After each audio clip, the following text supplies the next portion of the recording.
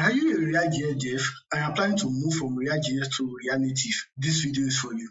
So before we start today's tutorial, if you want to have one-on-one session with me, so the first thing to do is to subscribe to my channel. After subscribing to my channel, on the comment section, ask for one-on-one session with me so I can create a one-on-one session with you. Thank you.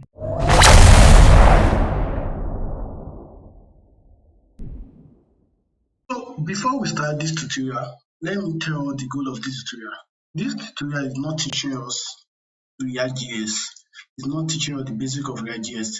This tutorial is only meant for React.js developer that moving from React.js to React Native, or anybody that want to have idea of React.js and React Native, because it's not teaching us anything about React.js. So in this tutorial, what I'm now doing is that first I'm running my React.js code on localhost 3000, and I'm running my React Native code on Android emulator. This is my Android emulator. So if you want to set up React Native code, you can watch another tutorial how to set up React Native code on Android, on Windows. So what are we building? What are we building in this tutorial? We are building a dynamic input. What is dynamic input? An input we can generate dynamically. So that's what we are building in this tutorial.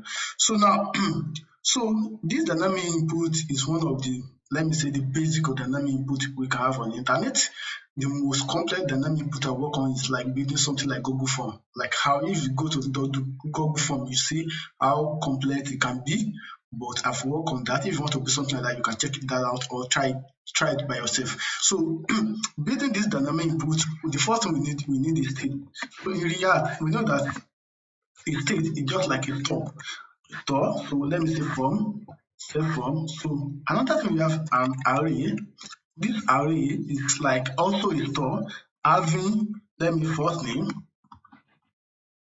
a string, and last name is string. So that is the first thing we need. Let me import it like this. So let me copy the same code into my React Native code. Let me copy this same code to my React Native. This is going to work. So it's working, nothing changed. So the first thing we're going to do is that we are going to map through our state. We are going to map through our state. So that is the first thing we're going to do. So let me cut this code. So in JavaScript, if you want to, map through a list, you use map. So now, so as a JavaScript developer, or how would I say it, you can easily translate between all the JavaScript framework library or stuff like that, because most of this thing is written by JavaScript, it's written on JavaScript. You can easily write a JavaScript code on any of these framework and library. So let me say from the map, because you want to map through the list. So we're having another function, let me say fm, let me say index, because we want to get the index. So let me return and paste this thing. So we need this index. We can use this index as a key because we need a unique key. So after that, we have done that. Let's check our browser, nothing changed. So after that, let me go to my React Native code. Let me copy this one, let me cut it. Let's do the same thing. Let me do the same thing. Let me do the same thing. So let me say from the map, let me say fm again. Let me say index. Let me return. Let me paste. After I'm pasting, let me give key as an index to make it unique key. As a React.js developer, you're supposed to know that when we are mapping, we need the unique key. So to identify each children. So this is the key. Let me save it. Let me check my nothing changed.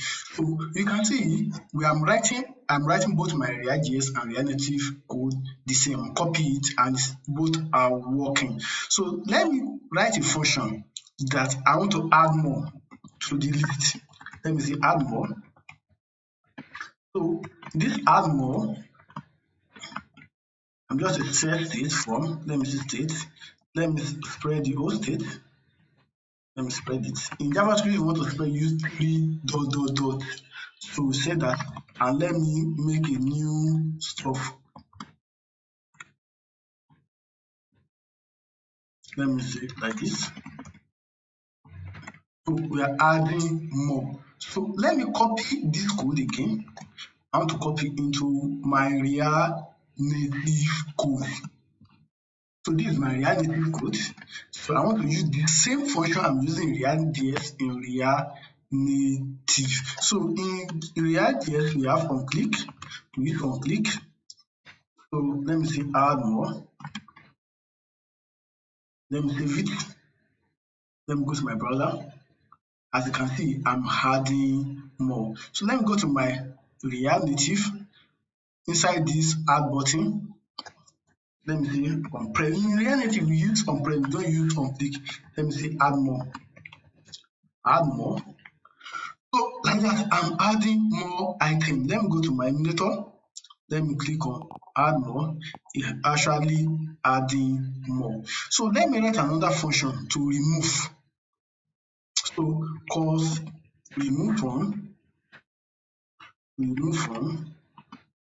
This remove from equal to is a function. It will take index. Let me say index. Let me say we can do it in two ways. Let me say cost, or like let me say d, which is data, is equal to form dot filter.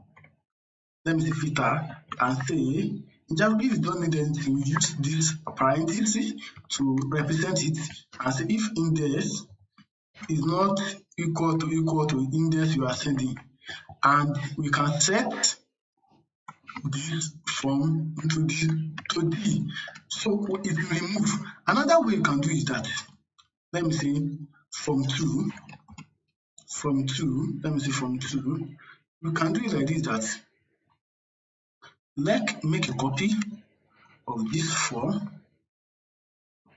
and we can say that d dot splice and say that the index you are getting one, we are removing one. Let's check the same both code if it's working or not. I'm going to check that on click. So we are going to pass this index into it. The index you are getting from where we are going to pass into it. Let me save.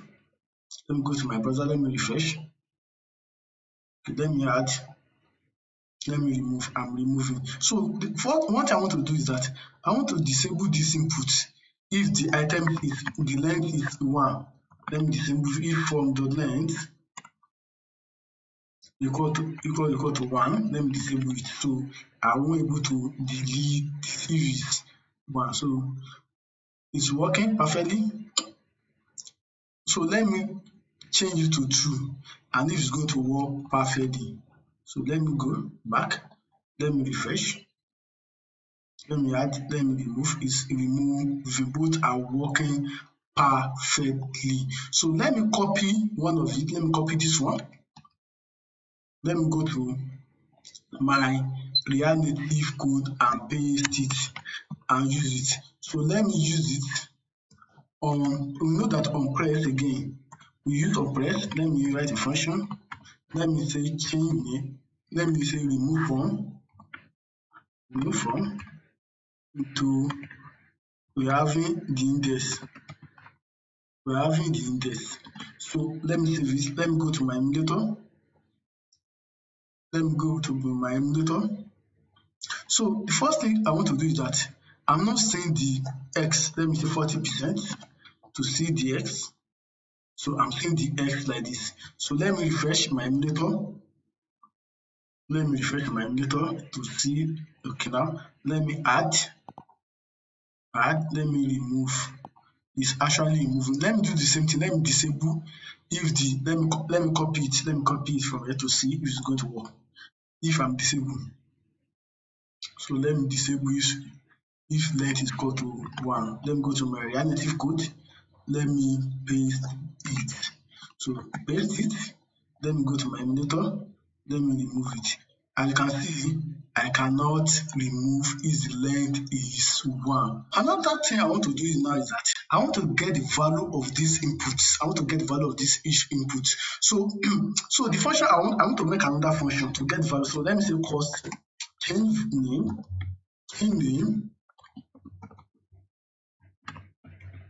let me say change name equal to this change name will collect these 3 items. The first thing, the index are represented by I. The second thing is the name represented by N. The last thing is V, value which are represented by V, which is the function that is creating this. So now let me say that the data, let me spread the state, let me do like this. So from after that, let me say D into I into name equal to value. So let me set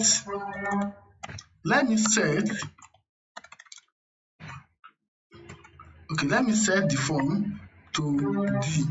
So after I've done this, let me go and use it. But the first thing we're going to use to do is that we're going to say fm dot first name,